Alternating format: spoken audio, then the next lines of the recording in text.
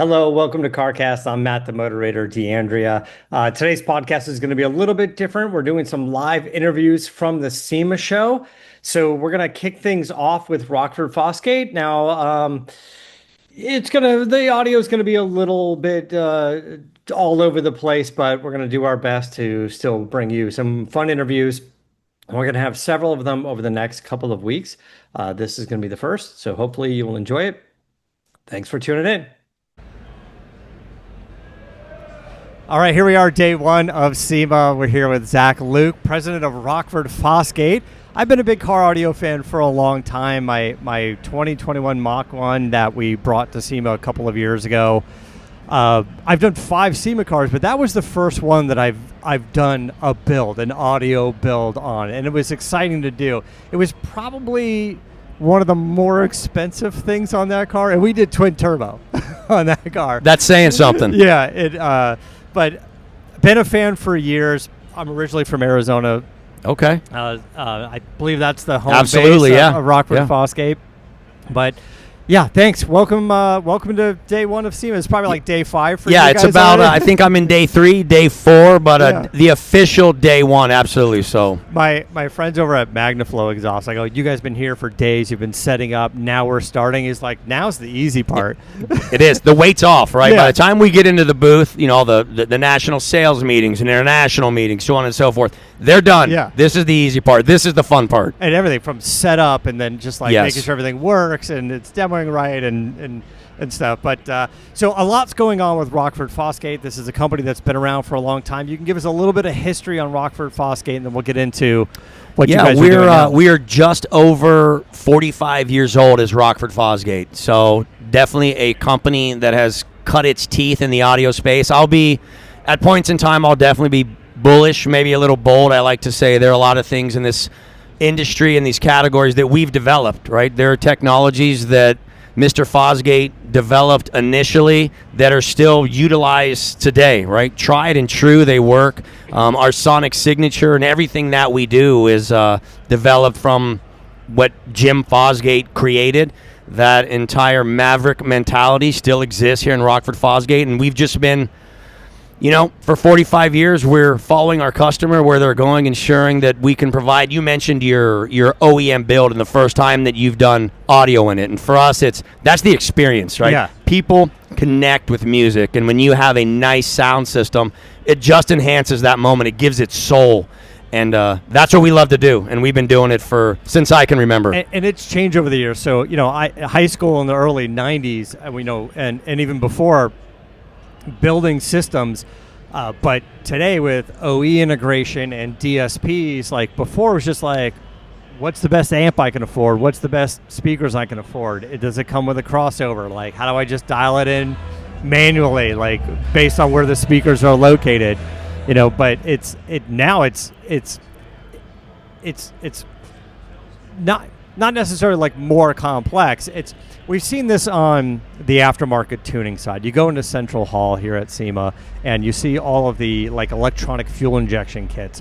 10, 15 years ago, these kits were being sold for DIY, but they were complicated and you couldn't program. And now there's like self-learning, and you plug them in and you put in some parameters on what your engine is, and it starts to figure it out. We're getting more complex audio systems, not just in cars and other vehicles, all sorts of things, and offering solutions that are plug and play, that are pre-programmed. DSPs are set or self-calibration, right? Yeah, the landscape has changed, and it's where I think more important than ever, a lot of brand matters, right? And experience matters, and I think that's where lineage and just having the experience, with Rockford, like I said, being 45 years old, if you come to Tempe, Arizona, we're a 90% engineering house, right? Yeah, we okay. are driven by our engineering and driven by our development, and the ability to integrate has become so key to what we do. And you started to, it's not just in the automotive space, it's in everything with wheels, tires, and engine anymore. The ability to be able to seamlessly integrate and deliver that next level performance that the aftermarket does do. I love the OEM relationships. I love how they've stepped their game up because it's pushed everybody in the aftermarket. But if you don't have the ability or have the engineering prowess to be able to develop product that seamlessly integrates to deliver that soul or that experience, you're still stuck in the Stone Ages, right? Yeah. And that's not free. It takes resources to be able to do that. It takes talent to be able to do that. And I think one of the exciting things for me now is knowing what we put into it.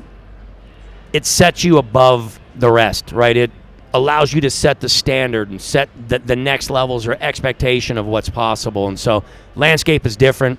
You've got to be a lot smarter than we once were, right? We're not in there with screwdrivers just tweaking gains and sounds good, my man. Let's do it. Let's cruise, right? Those days are gone. There's still some of that, obviously, in our classic builds and some of those things. But to get into the newer vehicles, fit, the ability to integrate into the vehicle seamlessly is definitely a differentiator and a key. So we were just taking a look around. Let's talk about power sports. Let's talk about motorcycles. You've got a bunch of Harleys out there. And this isn't really just about, I don't know if asking what products you'd have for the Harley is the right question. Maybe what solutions, audio solutions you have for Harley Davidson, because that's really what you guys are doing now. Yeah, the motorcycle space has been a key space for us that we developed, and everything on that platform is designed specific to the platform, right? Because there are so many different things we have to overcome. Engine noise, right? The exhaust on a Harley Davidson is distinct, right? We all know what that sounds like. Right. The sound or output at speed. Things are different at 80 miles an hour when you don't have a helmet on, right? The noise, the traffic surrounding you. And so the product that we've developed is specific to motorcycle, right? Very high sensitivity speakers to ensure that when we put power to them, they have the ability to overcome a lot of those nuances that exist in that space. We're not just putting car product on a motorcycle, right? Our engineers are developed specific. The amplifiers, they're not just amplifiers that we utilize in the car space. They're versions of, right? Because they have to be able to be weather resistant. They have to be able to small. Very small footprint, because weight matters, Yeah. right? Things matter, especially on a motorcycle, the balance issues. And so it's a different approach. Once again, it comes down to having the resources and the teams capable of not only doing it, but that live it on a daily basis. You know, we were just looking at that kit there, and you have the speakers and the bags in the back. I'm looking at that design going, speakers can't be what they were just, a decade or so ago. I mean, the weather, water sitting on them, like, it's not even just like, hey, we're doing a marine grade line of products that just uses stainless steel, right?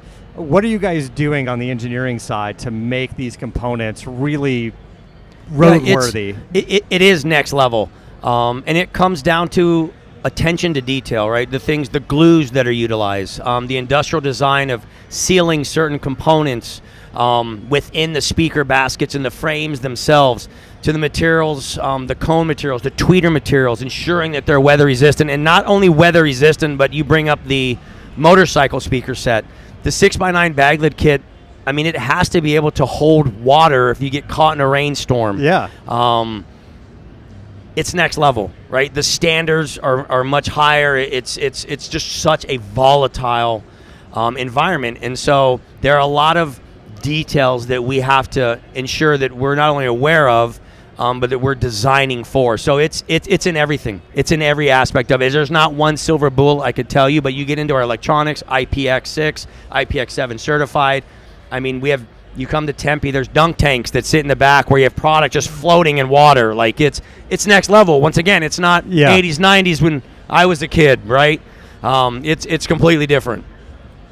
And then moving on to the side-by-sides. You have a bunch of Polaris vehicles out here.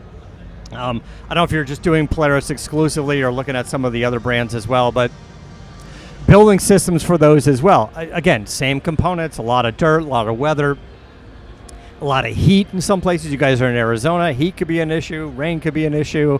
But integrating now systems for the Polaris vehicles. Tell us about some of the ones you guys are doing there. Conceptually, as the motorcycle, as like the motorcycle, it's the same, but they couldn't be further apart, right? You have that environment itself as you're starting to introduce sand, mud. Obviously you still have the water. You have individuals that submerge the side-by-sides. And so the ability for electronics to be able to take that abuse, it's a completely different design. Where we really start to venture out, where you see our prowess on the motorcycle side, but you especially see it in the side-by-side market, is the integration into, let's say, the dash of the vehicle. Yeah. Where we are now developing not only components, but we're developing plastics to enhance those components, to ensure that they're in the right positions, not only from an acoustical standpoint, but from a standpoint of they can withstand the torture that they're going through. The side-by-sides, that is a rough environment, right? Yeah. You are in it. The users use them, right? These aren't trailer queens that, I built my 96 Nissan hardbody mini truck and we're going to go to West Coast Nationals and load it on the trailer and we're going to drop it off. No, these are going to Glamis. They're getting them off the trailers and they're just pounding them for 4 days straight in the most harshest environment you can imagine. And our product has to be able to withstand that. If it has our brand name on it and it has that Diamond R on it, there's an expectation to what we deliver. And that's something we take pride in. Once again, we're not just developing for a market that we've seen. We live it. We have individuals that work within the organization that this is what they do. So we're getting that real-time touch to what the product needs to do. And then obviously with our relationships with the OEM, it makes a difference. It makes a difference in everything that we do. So now moving on to the audio side, for the automotive side of things, and this is something that we were just talking a little bit, that obviously this is where the bread and butter was, where the roots of Rockford Fosgate was, but sort of reinventing that process. Cars are more complicated, OE integration's more complicated, and a lot of people like myself are going, I want a good solution, I want it to sound well, and it's always been, for me to do sort of like a turnkey thing, I know it's not going to sound great. It's like, yeah, it's inexpensive and you can pop in some speakers or whatever, but it's not going to sound great. And it always meant that a good audio system was expensive, aftermarket, custom fabrication. And there's still room for that. But like we were saying before, with EFI systems and exhaust systems and things that you can bolt on and self-tuning and self-learning, where's the car audio industry going in that regard? Once again, like I think the theme we talk that's continual is the landscape has shifted, right? It's evolved tremendously, and even our approach to market. So as we move to what I would deem more vehicle-specific solutions, that's extremely ambiguous and extremely broad. That could be to where you're developing, let's say, loaded enclosures for a specific year of GM pickup truck or Ford or Ram, whatever it may be, all the way to just the ability to fit certain platforms, right? Or just be able to fit certain sizes that the OEMs have designated. One of the nice things about the OEM advancing is that they've gone from trying to incorporate, just for the sake of conversation, a 2-inch speaker where a 6-inch speaker should be. They are actually now, it's loud in here. It's loud in here. They are actually now providing a 6-inch keep out, where we're developing speakers like our new Punchline that fits right in to that keep out, right? So the advancement has actually helped in a lot of ways the aftermarket, because the customization isn't as involved as it once was, because thank you to the OEMs, they're trying to elevate their performance, trying to elevate their product. Well, it's made it a bit easier for us. And so this year we're introducing our new Punch Series speaker line, and it's a fitment-focused product line. And so our ability to fit was first and foremost, and then, of course, performance for us, you'll always hear me say, Rockford Fosgate performance is a given, right? Yeah. There's no room for subpar. Excellence literally is our standard in everything that we do. That's a given to me. But to your point, it's now figuring out how do we fit and integrate and give that aftermarket performance in those OEM locations. And as we advance, the nice thing is we've, I'll say, cut our teeth on these system solutions with motorcycle, side-by-side, even in the marine space. Yeah. Well, as I come back around now, or we come back around now into the car space, we now have all of that knowledge and we have all of those new resources to be able to take that skill set into the vehicle, be able to further our ability to integrate in. And so I'm super excited for the next 2 years of Rockford. It starts today here at SEMA with the new punchline, but I am super excited for what we're going to deliver to this marketplace. And I'm ready, man. I'm a kid. I graduated in the 90s, early 90s. I'm an old man now. I grew up with Rockford Fosgate. I was 14 years old when I had my first system, and it's not a marketing ploy or story. This brand means more to me. Everyone says, hey, it's not personal. Bullshit. It's always personal. With this brand, it's personal for me. So to be that kid from Albuquerque, New Mexico, that car audio and car culture built and gave me a purpose. I didn't play sports, couldn't hit a baseball, couldn't throw a football. Probably wasn't the most popular, but I could tell you what, I learned how to build mini trucks and I learned how to build big badass systems, and that got me the attention and that gave me my lifeline. And so to sit here today and hopefully be able to give that to that next wave, that's what fires me up. You can probably hear it in my voice. That's where I start to get wound up. I love it. I love the passion, and I'm looking forward to coming out and visiting Rockford Fosgate in Arizona sometime. Dude, you think this is badass? You think this booth is something? Come see us in Tempe, Arizona, and that puts it all into perspective. It allows me to walk around with a big bat and swing it at everybody, right? Because the team in Arizona, what they do and what they deliver is just best in class. Yeah, that's awesome. Well, thank you so much. I hope you guys have a great SEMA. Looking at the booth, it's going to be amazing for you guys. Any final thoughts? Anything else you want to say, or at least just for us, at Rockford, I'll go back to it is personal for us. The individuals within our organization, this is what we do. We're self-made. I've been with the company 20 years. I started on a special project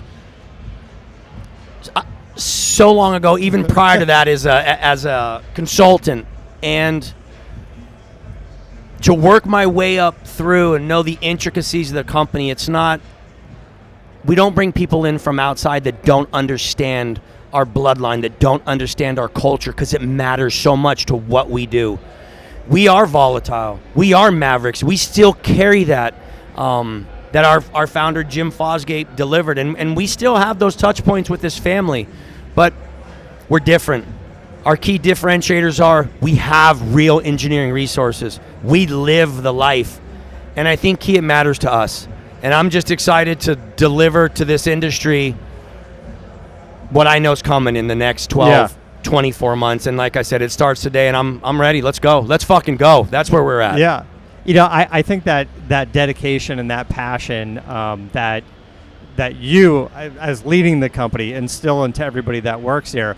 You brought up an interesting point. It gets noticed. You're developing aftermarket solutions like for Harley-Davidson. Then Harley-Davidson notices and says, we want this. 100%. We want this to be turnkey. We want it to be from the factory or from our dealers. Like, you don't get an invitation like that by doing shitty work. You don't. Right? No, it's earned. That's earned. Yeah, it's earned and well-deserved. But, Zach, thanks so much. You guys have a wonderful SEMA. Awesome. I'm looking forward to visiting Thank you. I appreciate the time, my man. Thank you.